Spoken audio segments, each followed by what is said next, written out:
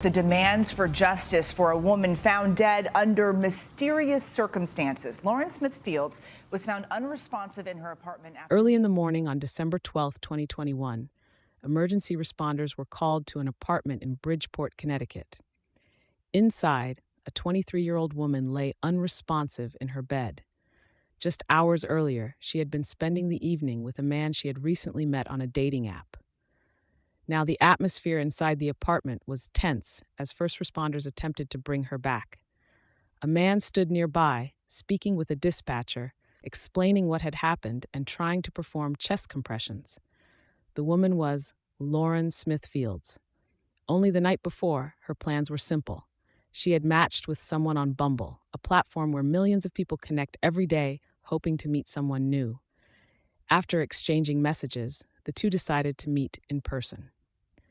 Before we continue, take a second to subscribe to True Crime Stories Chronicles if you're new here. And let me know in the comments, what city or country are you watching from today? They spent time together inside Lauren's apartment, talking, eating, drinking, and watching a movie. At some point during the night, Lauren started to feel sick.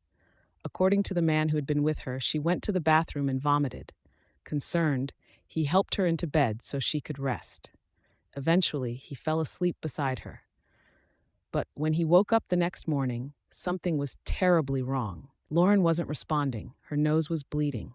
He called 911. Within minutes, emergency personnel arrived and began trying to save her life. Despite their efforts, Lauren Smith Fields was pronounced dead at the scene. She was only 23 years old. At first, the situation seemed like a tragic emergency involving two people who had spent the night together after meeting online. But what followed would raise serious questions. Lauren's family would soon discover that the events surrounding her death were far more troubling than they initially realized. And as more information came to light, people across the country began asking the same question. What really happened during those final hours inside Lauren Smith Fields' apartment? Long before her name appeared in headlines or discussions about controversy and unanswered questions, Lauren Quinique Smith Fields was simply a young woman living her life in Bridgeport, Connecticut. She was born on January 23, 1998, to Chantel Fields and Everett Smith. From the beginning, Lauren grew up surrounded by family. Bridgeport was the place where she took her first steps, went to school, built friendships, and formed the connections that would shape the person she became. Those who knew Lauren often described her as someone who carried a natural warmth. She had a presence that made people feel comfortable around her. Friends say she had a sense of humor that made ordinary moments more enjoyable, and she had the kind of personality that drew people in easily. Family members remember her as energetic and expressive. She enjoyed conversation, laughter, and spending time with the people closest to her. Her mother, Chantel Fields, was an especially important part of her life. Like many mothers and daughters, they shared a relationship built on daily communication, advice, and support. Lauren stayed connected with her family regularly, and her siblings were also an important part of her world. Those relationships were the center of her life. Lauren was also someone who loved expressing herself creatively. Fashion and beauty were areas where she enjoyed experimenting. She liked trying new hairstyles, makeup looks, and clothing styles. Friends recall that she enjoyed sharing tips and ideas about beauty and personal style. Social media became one of the ways she expressed those interests. Like many people in their early 20s, Lauren used online platforms to share moments from her life, sometimes posting photos, sometimes sharing things she enjoyed, and sometimes simply keeping up with friends. But behind the photos and posts was a young woman working toward a future she was still building. Lauren attended Stanford High School, where she completed her early education. After graduating, she continued her studies at Norwalk Community College. She had a clear goal in mind. Lauren wanted to pursue a career in healthcare, specifically physical therapy. It was a field that interested her because it involved helping people recover from injuries and improve their quality of life. Friends say she spoke about wanting stability and a meaningful career. She understood that achieving that goal would require education, patience, and dedication. For Lauren, those college years represented an important period of growth. She was balancing classes, friendships, family connections, and the everyday responsibilities that come with entering adulthood. Like many young people in their early 20s, she was learning how to build independence while still staying close to the people who mattered most to her. Her life reflected the experiences of many young adults across the country. School during the week, conversations with friends, plans for the future. She had interests, dreams, and the kind of long term goals that come with imagining what life might look like years down the road.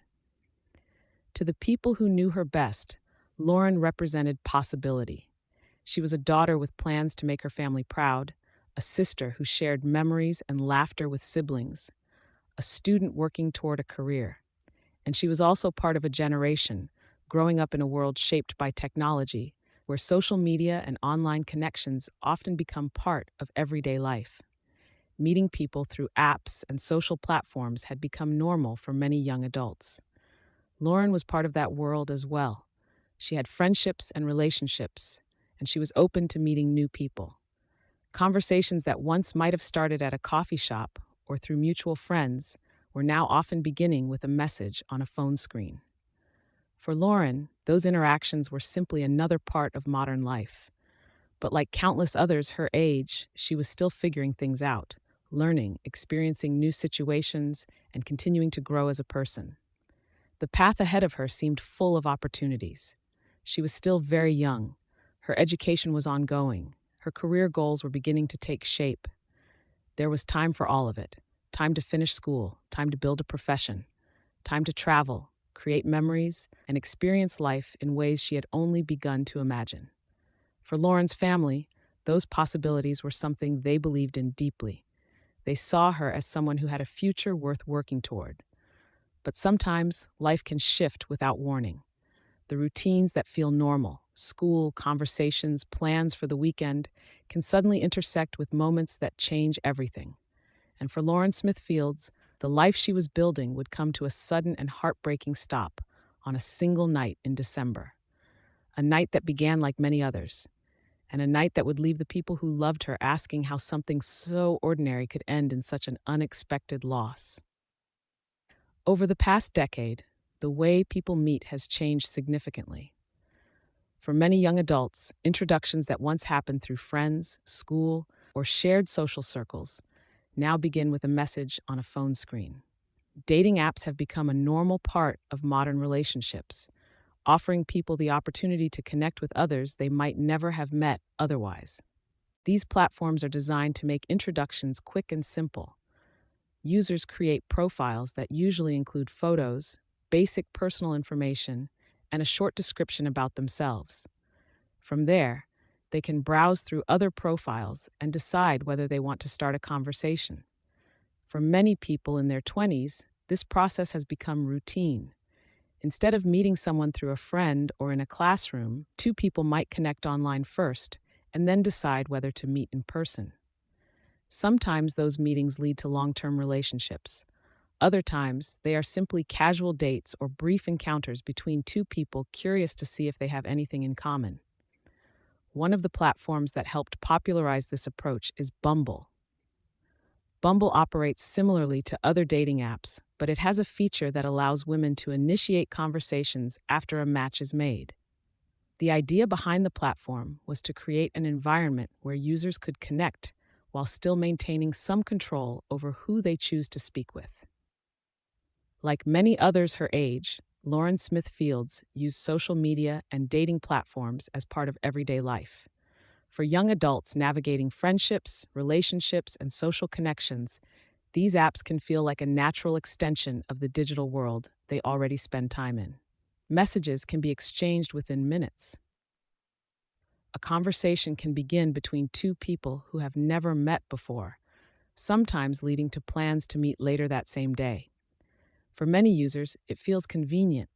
Instead of waiting to meet someone through traditional social settings, the apps make it possible to connect instantly with people nearby who are also looking to meet someone new. But this convenience also means that complete strangers can move quickly from online conversations to face meetings. Two people who had never crossed paths before can suddenly find themselves sitting across from each other, sharing food, watching a movie, or spending time together in private spaces. For most users, these meetings pass without incident. But every once in a while, a connection made through an app becomes part of a story that no one involved could have predicted. For Lauren Smith Fields, one of those connections happened on Bumble. At first, it was simply another match on a dating app, one conversation among many that people have every day through their phones. But that particular match would lead to a meeting in person, a meeting that would take place inside Lauren's apartment on the evening of December 11th, 2021. And that meeting would mark the beginning of the final hours of Lauren Smith Fields' life. Have you ever met someone through a dating app or online platform? If you're comfortable sharing, let us know in the comments. And also tell us what country or city you're watching from. On the evening of December 11th, 2021, Lauren Smith Fields was at her apartment in Bridgeport, Connecticut.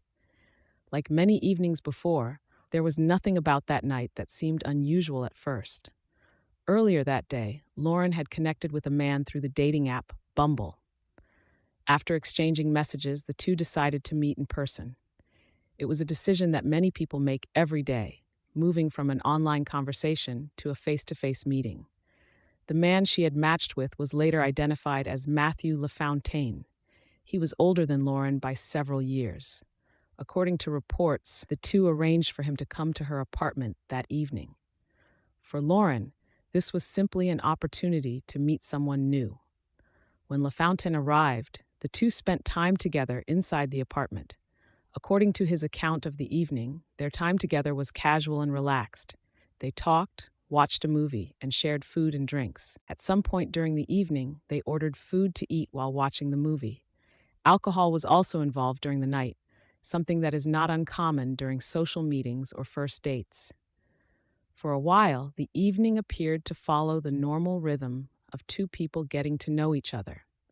Conversation, food, a movie playing in the background. Nothing about those early hours suggested that anything serious was about to happen. But at some point later in the evening, Lauren began to feel unwell. According to Matthew LaFontaine's statement, Lauren went to the bathroom after saying she felt sick. While there, she reportedly vomited. Feeling concerned, he said he tried to help her. He assisted Lauren back to the bed so she could lie down and rest. At that point, the situation may have appeared to be a temporary illness, something that might pass after a short period of rest. LaFontaine later told investigators that he remained nearby to make sure she was okay. As time passed, the apartment grew quiet. Lauren was lying in bed, resting after feeling sick. LaFontaine eventually lay down beside her. At some point during the night, he fell asleep. For many people, moments like this would seem ordinary. Someone feeling ill after eating or drinking is not uncommon. Often, the solution is simply rest. But sometimes, situations can shift quickly in ways that no one anticipates. A quiet evening can turn into something far more serious without much warning. Inside that apartment in Bridgeport, the night continued in silence as both Lauren and the man beside her slept. Hours passed, and during those hours, something changed. What exactly happened during that time remains one of the central questions surrounding Lauren Smith Fields' death. Because when Matthew LaFontaine woke up the next morning, the situation inside the apartment was no longer the same as it had been the night before. Lauren was no longer responding, and the events that followed would soon place that quiet apartment at the center of a case that drew widespread attention across the country. As the night passed inside Lauren Smith Fields' apartment in Bridgeport, the quiet atmosphere remained unchanged for hours. Lauren had gone to bed after feeling sick, and the man who had been with her, Matthew LaFontaine, eventually fell asleep beside her. At some point in the early morning hours of December 12th, 2021, LaFontaine woke up. According to his account of the events, the first thing he noticed was that something didn't seem right. Lauren was lying in the same position as before, but she wasn't responding. He attempted to wake her. There was no response. He tried again. Still nothing. As he looked more closely, he noticed that Lauren's nose was bleeding. Her breathing did not appear normal, and she remained unresponsive despite his attempts to wake her. Realizing the seriousness of the situation, LaFontaine picked up his phone and called 911. During the call, he explained to the dispatcher that the woman he had been with was not responding. The dispatcher instructed him to begin chest compressions while help was on the way. Following those instructions, LaFontaine began performing CPR while remaining on the phone with the dispatcher. Inside the apartment, the situation had changed completely from the quiet evening hours before. What had begun as a simple meeting between two people who had connected online had now turned into a medical emergency. Emergency responders were dispatched to the apartment. When they arrived, paramedics quickly took over efforts to revive Lauren. Medical personnel assessed her condition and continued attempts to bring her back. But despite their efforts, there was nothing they could do. Lauren Smith Fields was pronounced dead at the scene. She was only 23 years old. For emergency responders, situations like this are always difficult. A young person suddenly losing their life raises immediate questions about what may have happened.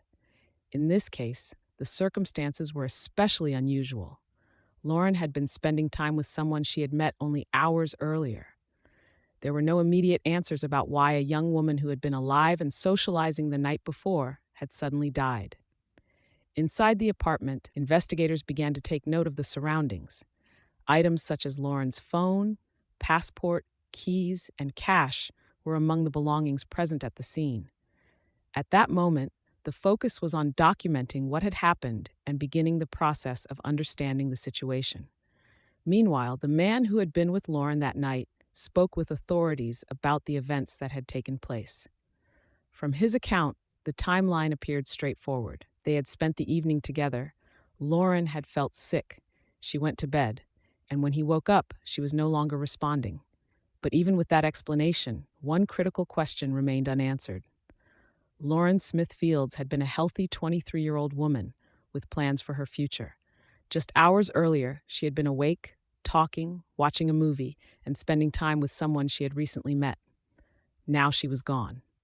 And as the investigation into her death began, the question that lingered over everything was simple, but deeply troubling. What could have caused the sudden death of a young woman in the middle of what had seemed like an ordinary evening? Before we move to the next part of this case, make sure you're subscribed to True Crime Stories Chronicles if you enjoy detailed true crime breakdowns like this. And while you're here, tell us in the comments, what do you think really happened in this situation? Your perspective might highlight something others haven't noticed. After emergency responders confirmed that Lauren Smith Fields had died, the situation inside the apartment shifted from a medical emergency to the early stages of an investigation. Lauren's death had occurred under unusual circumstances. She had been spending time with someone she had only recently met, and the timeline of the night was still being established. As with any sudden death, authorities needed to examine the scene carefully and document the conditions inside the apartment. Investigators began by taking note of the items present in the home. Among the belongings collected were Lauren's phone, her passport, her keys, and cash that was found inside the apartment. These were documented as part of the initial response to the situation. The apartment itself became an important location for understanding what had taken place during the previous hours. While officers examined the scene, they also spoke with the man who had been with Lauren that night. Matthew LaFontaine was the only other person inside the apartment when Lauren was found unresponsive. Because of that, his account of the evening became a key part of the initial timeline.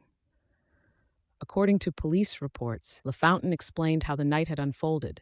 He told officers that the two had matched on Bumble earlier that day and decided to meet.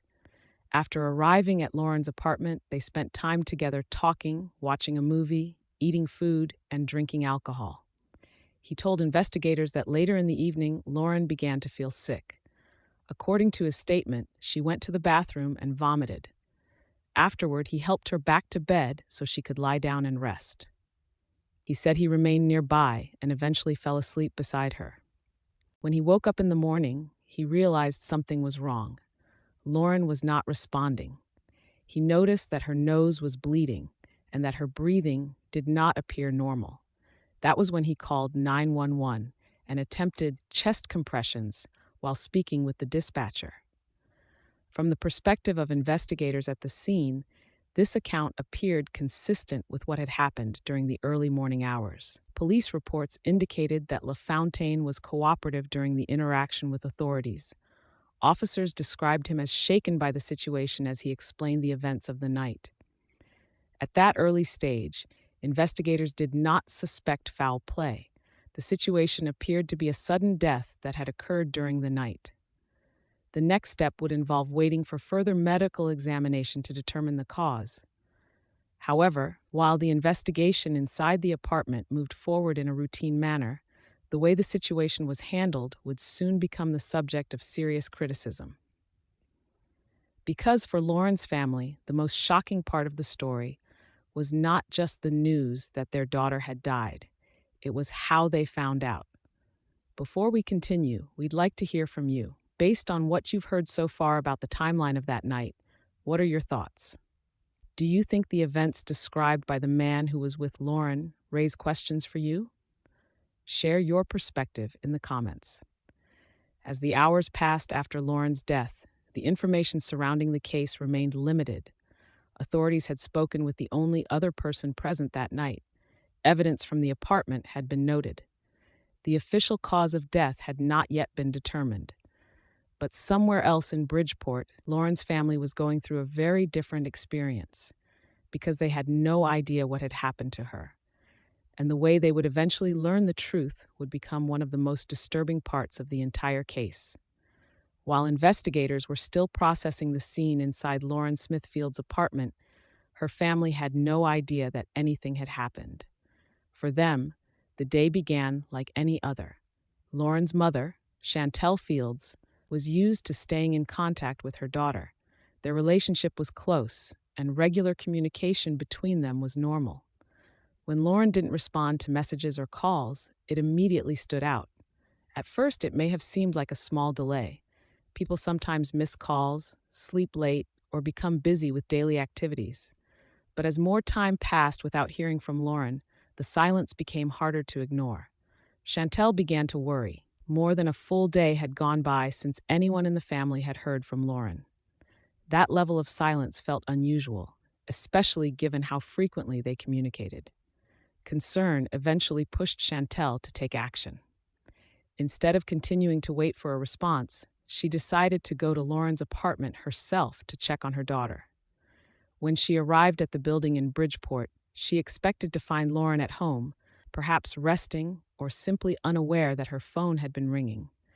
But what she encountered instead immediately raised questions. On the door of the apartment, there was a note. The note instructed anyone looking for Lauren to call a phone number. For a mother already worried about her daughter's well-being, this was alarming. It was unclear who had placed the note there or why no one had contacted the family directly. Chantel followed the instructions written on the note and dialed the number. The response she received was devastating. She was told that Lauren had already been found dead the previous day. For Chantel and the rest of Lauren's family, the news was overwhelming. Not only were they learning about the loss of someone they loved, but they were also discovering that the tragedy had occurred more than a day earlier without their knowledge. The delay in notification deeply upset the family. From their perspective, the situation raised immediate concerns about how the case had been handled. They believed they should have been informed as soon as authorities confirmed Lauren's death. Instead, they had learned the news themselves after becoming worried and traveling to the apartment. The emotional impact of that moment was difficult to process. A mother searching for her daughter had walked up to an apartment door, hoping to see her alive and well. Instead, she found a note directing her to a phone number that would deliver the worst possible news. For Lauren's family, that experience left a lasting impression. They felt that the situation had not been handled with the level of urgency or care that a case involving the sudden death of a young woman deserved. In the days that followed, those concerns would only grow stronger as more details about the case began to surface. For the family, The pain of losing Lauren was already overwhelming, but the way they discovered the news added another layer of distress that would shape how they viewed everything that came afterward. In the days immediately following Lauren Smithfield's death, one major question remained unanswered. What had actually caused the sudden death of a healthy 23-year-old woman? At that point, investigators were waiting for the results of a full medical examination. In cases involving unexpected deaths, the medical examiner's report plays a critical role in determining what happened and whether the death was the result of natural causes, an accident, or something else. That process can take time. Toxicology tests must be performed, samples must be analyzed, and medical professionals must review the results before reaching a conclusion. For Lauren's family and for those following the case, the waiting period was filled with uncertainty. Weeks later, the results were finally released. The medical examiner's office announced that Lauren Smithfields had died from acute intoxication caused by a mixture of substances found in her system. According to the toxicology report, several substances were present at the time of her death. These included fentanyl, a powerful synthetic opioid, promethazine, a medication often used to treat nausea and allergic reactions, hydroxyzine, another medication commonly prescribed for allergies or anxiety, alcohol. Medical examiners determined that the combination of these substances led to acute intoxication, meaning the interaction of the drugs and alcohol in her body caused a fatal reaction. Based on those findings, the official manner of death was classified as accidental. From a medical standpoint, the conclusion suggested that Lauren's death was not the result of intentional harm, but rather the effects of multiple substances interacting in her system. However, the announcement did not bring closure to everyone involved. For many people following the case, the findings raised additional questions. Lauren had been spending the evening with someone she had just met. The presence of multiple substances in her system led some observers to wonder about the circumstances surrounding that night and how those substances had entered her body. For Lauren's family, the report was particularly difficult to accept. They had known her as someone with plans for the future, a student working toward a career, and a daughter who remained closely connected to her family. The idea that her death could be explained entirely by accidental intoxication did not align with how they understood the events of that night. Instead of resolving their concerns, the medical examiner's findings deepened their sense that something about the case still needed closer examination. Lauren's relatives began asking more questions about the investigation and the evidence collected from the apartment. Because from their perspective, the official ruling did not fully explain how a young woman who had been alive and socializing just hours earlier could suddenly lose her life. And the more they considered the findings, the more convinced they became that the case deserved further attention. When the medical examiner's findings were released, Lauren Smithfield's family struggled to accept the explanation provided for her death. According to the official report, Lauren had died from acute intoxication caused by a mixture of substances found in her system. The ruling classified her death as accidental. But for the people who knew Lauren best, that conclusion raised serious concerns. Family members insisted that Lauren did not have a history of drug abuse. They described her as someone who was focused on school, family, and building a future. While they understood that young adults sometimes drink socially, the idea that her death could be explained simply as an accidental overdose felt inconsistent with the person they believed they knew. For Lauren's relatives, the circumstances surrounding her final hours continued to raise troubling questions. One of the most significant concerns involved the way the investigation had been handled during its early stages. The family began working with an attorney who publicly questioned whether the initial response had been thorough enough. According to their attorney, several important aspects of the scene may not have been examined immediately after Lauren's death. In particular, there were questions about evidence inside the apartment. Items such as drinks and bedding, objects that might have provided additional information about what happened during the night, were reportedly not collected right away. Instead, those materials were gathered later after the family requested further examination. From the family's perspective, that delay raised doubts about whether important details might have been overlooked. In investigations involving sudden deaths, the early collection of evidence can be critical. Objects present at the scene can sometimes help clarify timelines, identify substances, or provide insight into the sequence of events leading up to a death. Because of that, Lauren's relatives believed that a more immediate and comprehensive approach should have been taken. Their concerns were not only about the evidence itself, but also about the overall handling of the case. They questioned why the man who had been with Lauren that night had not been treated as a person of interest during the initial stages of the investigation. Although police reports indicated that he appeared cooperative and shaken by the situation, the family believed that the circumstances surrounding Lauren's death required closer scrutiny. For them, the issue was not simply about disagreeing with the medical examiner's findings.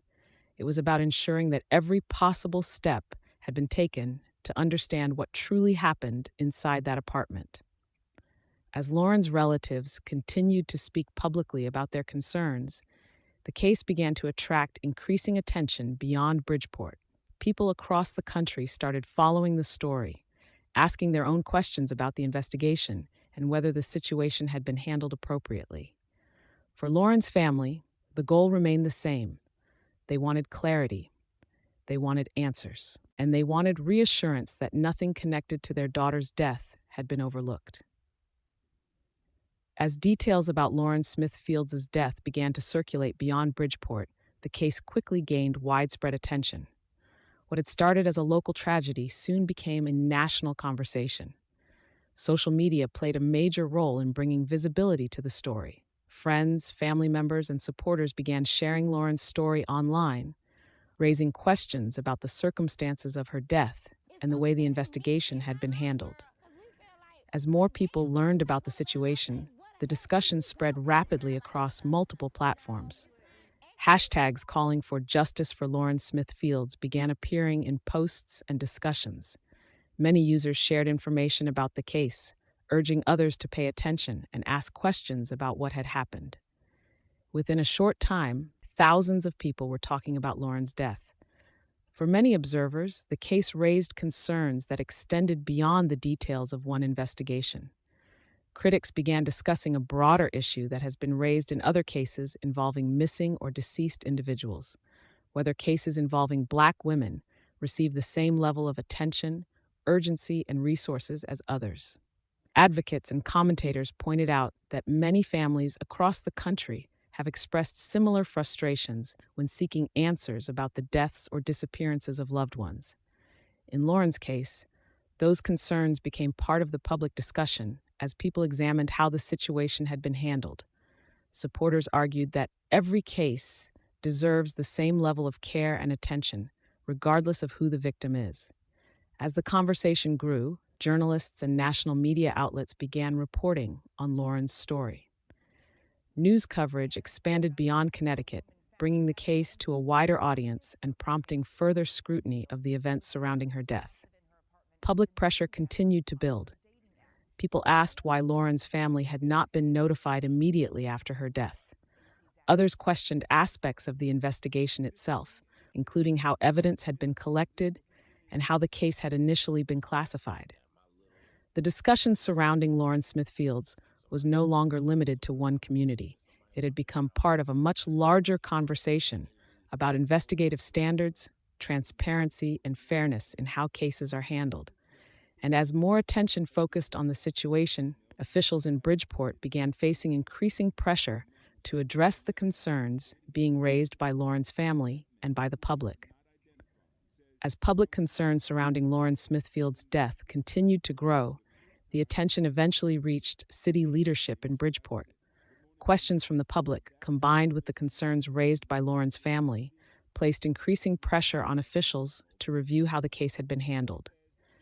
In response, the Bridgeport Police Department came under closer examination. City authorities announced that internal reviews would be conducted to evaluate the actions taken during the early stages of the investigation. The goal was to determine whether proper procedures had been followed when officers responded to Lauren's death and during the days that followed. As part of that process, two detectives who had been involved in the case were temporarily placed on administrative leave, while the department examined the situation more closely.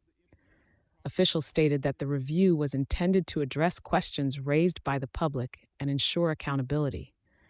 City leaders also acknowledged one of the issues that had caused the greatest concern for Lauren's family. The delay in notifying Lauren's relatives about her death became a central focus of the criticism directed toward the department. For more than a day, Lauren's family had no knowledge that she had died. When city officials addressed the matter publicly, they described the delay in communication as unacceptable. The situation, they said, should have been handled differently. While the internal reviews moved forward, Lauren's family continued pursuing their own path toward answers. They filed legal action against the city, alleging negligence in the way the investigation had been conducted. Their legal claims argued that authorities had failed to properly handle the situation and had not taken the necessary steps to ensure a thorough and transparent investigation. For the family, the goal of the lawsuit was not only to challenge how the case had been managed, but also to seek accountability from the institutions responsible for investigating Lauren's death. The legal process would become another chapter in the continuing effort to understand exactly what had happened during Lauren Smithfield's final hours, and whether the response to her death had met the standards that families expect when a loved one's life is suddenly lost. Cases like the death of Lauren Smithfields often leave people with more than just questions about what happened. They also prompt reflection about everyday decisions and the systems responsible for responding when tragedies occur. One of the clearest lessons discussed after Lauren's death relates to the way people meet through dating apps. Platforms like Bumble allow individuals to connect quickly with strangers who share similar interests or who live nearby. For many people, these apps are simply another way to socialize or explore potential relationships. Millions of people use them every day without incident. However, meeting someone for the first time in a private location can carry risks. Safety experts often recommend that first meetings take place in public environments, such as restaurants, coffee shops, or other shared spaces. Public settings allow both individuals to become familiar with one another while also remaining in an environment where others are present. Another precaution that is frequently recommended involves communication with trusted people. When meeting someone new, many people choose to inform a friend or family member about their plans. Sharing details such as where the meeting will take place, who they are meeting, and when they expect to return can provide an added layer of awareness. Some individuals also share their live location through their phones so that someone they trust knows where they are during the meeting. Substance awareness is another important factor. Alcohol and medications can sometimes interact in unexpected ways, particularly when different substances are present at the same time. Being mindful of what is consumed and ensuring that drinks are not left unattended are precautions that can reduce certain risks. Beyond personal safety considerations, Lauren's case also highlights the importance of professionalism and transparency when authorities respond to unexpected deaths. Families experiencing the sudden loss of a loved one depend on clear communication and careful investigative work. Prompt notification, proper evidence collection, and open communication help build trust between investigators and the families seeking answers. When those expectations are not met, it can deepen the pain families already feel and lead to concerns about whether every necessary step was taken. For many people who followed Lauren Smithfield's story, the case became a reminder of two important realities: the need for personal awareness when meeting new people, and the responsibility of institutions to handle investigations with thoroughness, fairness, and respect for the families involved.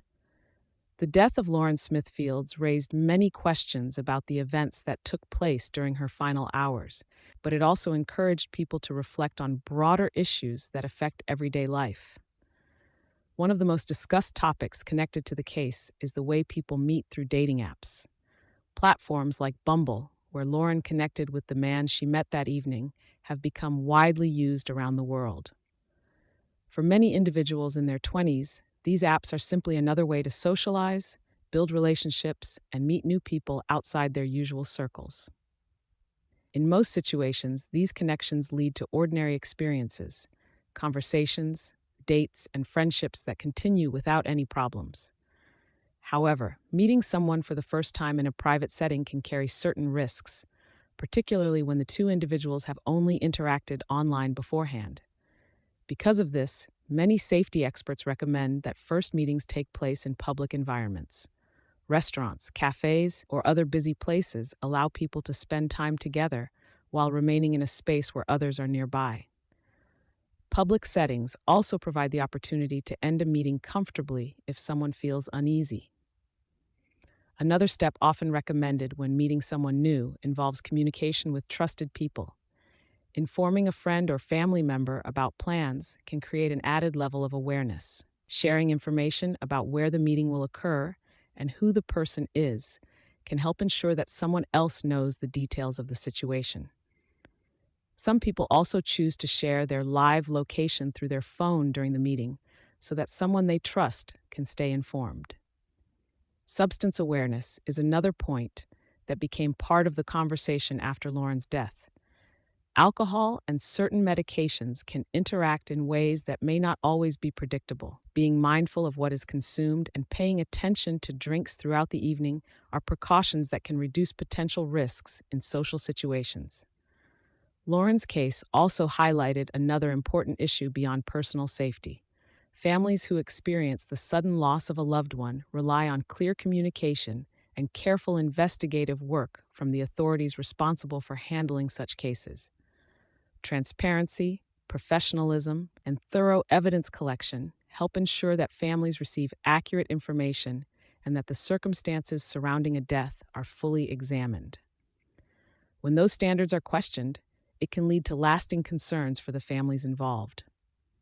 For many people following Lauren Smithfield's story, the case became a reminder of the importance of both personal awareness in social situations and strong investigative practices when tragedies occur. At the center of this story is not just a case that drew national attention, it is the life of Lauren Smithfields. Lauren was more than a headline or a topic discussed online. She was a daughter, someone deeply loved by her mother and family. She was a sister, sharing memories and moments with those closest to her. She was also a student, working toward a future she hoped would include a career in physical therapy. Like many people in their early 20s, Lauren was in the process of building her life. She had plans, goals, and experiences ahead of her that she was still working toward. Those plans ended on a December night that began like many others, a conversation, a meeting, and time spent with someone new. Her death left behind grief for her family and friends, as well as questions that continue to shape conversations about justice, accountability, and safety. For those who have followed Lauren Smithfield's story, the case has become part of a broader discussion about how investigations are conducted and how families are treated during the most difficult moments of their lives. Now we want to hear from you. What are your thoughts about the events surrounding Lauren Smithfield's case?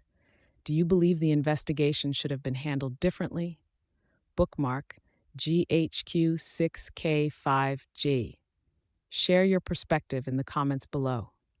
And if you found this story important, make sure to subscribe to True Crime Stories Chronicles so you don't miss future cases as we continue exploring real stories that raise difficult questions and deserve attention.